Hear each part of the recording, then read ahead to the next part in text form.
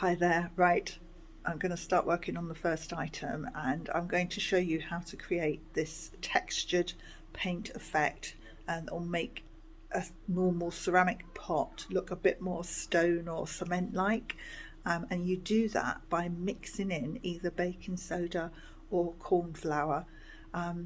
Cornstarch is what it's called in America, but over here in the UK we call it corn flour, and it's what I use to thicken up the paint and to give it a bit more of a textured look and feel when you paint something. So let me just show you. This is one, I need to turn the camera around, that would help. So this is one that I demonstrated earlier on my earlier video, and that's the sort of look and feel that you're going for. Very textured, and it really does feel sort of quite stone like. So what I'm doing, I've just got a little pot. I've popped my chosen colour in and just a little bit of corn flour, used to thicken sweet and savoury sauces and paint in this case. Right, so you just need to mix that in and really get a good mix. You want all of that powderiness to be gone, so I might need to add a bit more paint into the mix too, just to make sure it's properly mixed in. Right, just keep mixing away until you get to a good consistency. You can see that's quite well mixed in and it's really quite thick and textured now.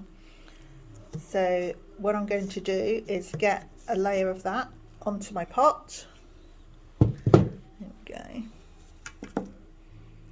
And you might need to do 2 coats of this, but just get a feel of it. You can see how much texture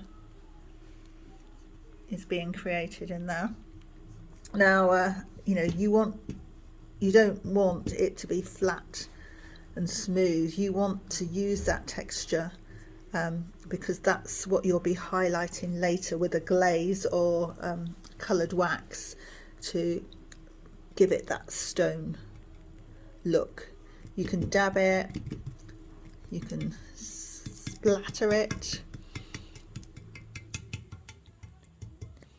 Just keep working it, and as it dries and you drag it, you'll feel it. It's really thickening up now. Okay, can you see that? Okay, so you want to completely cover your pot on all sides and get that lovely textured look and feel. So here you go. Like, this has now been completely covered. You can see how much I've still got left in that little pot, so you really don't need an awful lot. As it dries, it will drag even more, so it's always worth going back and just having another little poke at it, basically, just to give you that stony textured look. You're going to need to let this completely dry before you do anything else to it. So I'm going to set that aside now and we'll come back to it later. Okay, so this is dry now, and I just wanted to show you the texture that's been created on it just by adding in the corn flour to the paint and really thickening it up. It's actually given it quite a nice concretey look. I had quite a bit left over, so I decided to do another one of the smaller pots, and I don't know if you can see inside that just how shiny and ceramic that was, but now it's looking a lot more stone like. Lots and lots of texture created in there.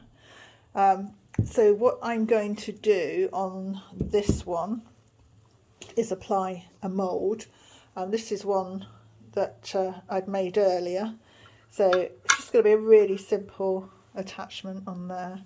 I'll cover how to make these in a later video, but I'm going to now just paint that up so it's the same colour, attach it with a glue, and I use Titebond, which is really fast acting, so it grips straight away.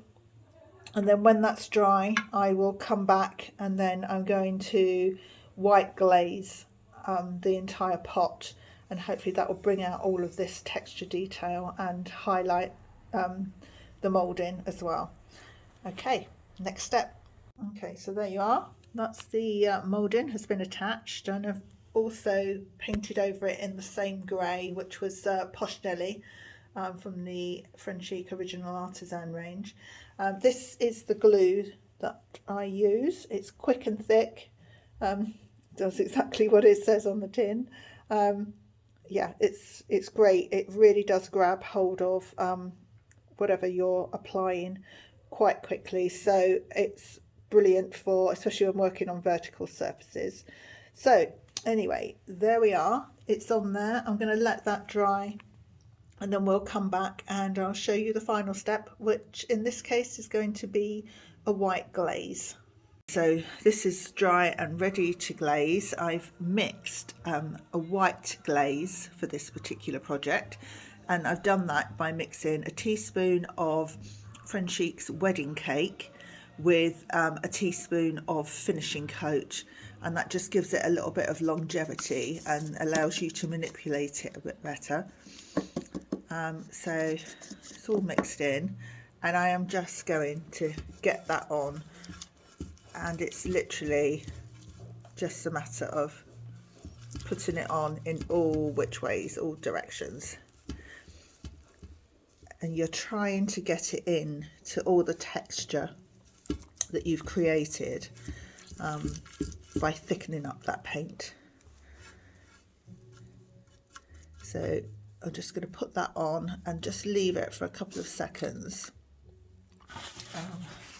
and then start dabbing it off. Now you'll get a different effect whether you wipe or dab, so I'm going to just dab because I want it to have that stony, cementy look. I'm going to push that in so that the glaze sort of gathers in all of the nooks and crannies of that mould. You can see I'm dabbing away here.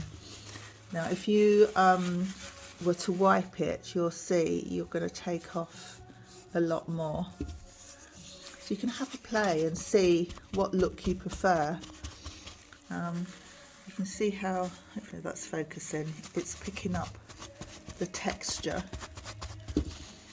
And you might just want to rub the edges just to give it a bit more of a defined look.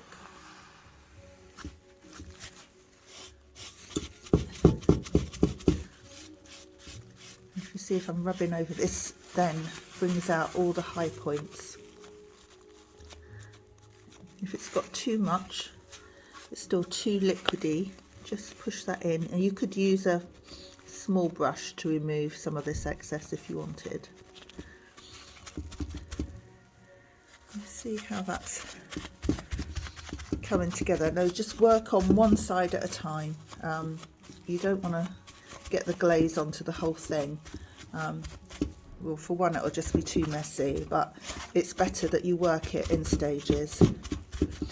Okay, so I'm going to work the rest of that and then I'll show you afterwards. Okay, so here we are, it's all done. You can see how that has really now picked up all the texture that was being created, and it looks a bit more concretey, stone-like. Now on the front of this one here, I've varied it a little bit by going back in with a damp cloth and removing some of that glaze to give it a bit more of a aged concretey look. So yeah, a bit more varied, but you can see how it's picked up all the details of that moulding and all of that texture. I just wanted to show you this one as well, because look how much is left in my pot, and that's from 1 teaspoon. So there's loads left. So I did this one as well. Now that was really textured, and that just looks fab, so much better than the highly glazed ceramic pot that it was before. That will fit in to most people's homes now.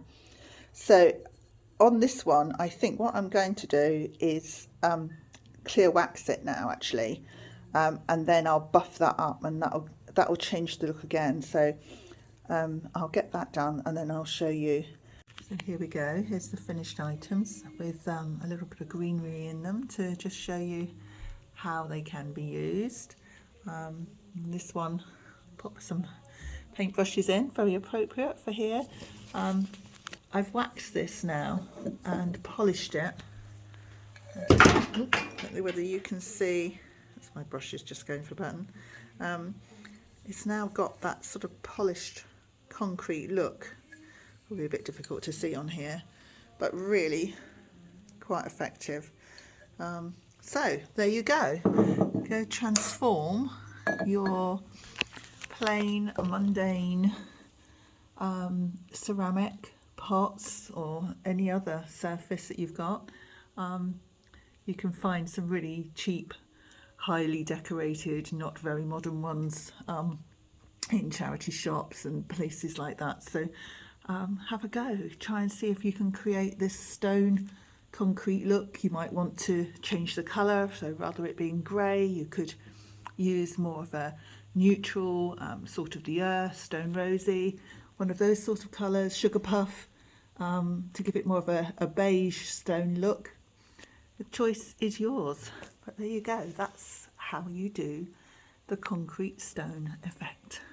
Hope you've enjoyed this video, and hopefully you'll tune in to the next upcycle Trash to Treasure.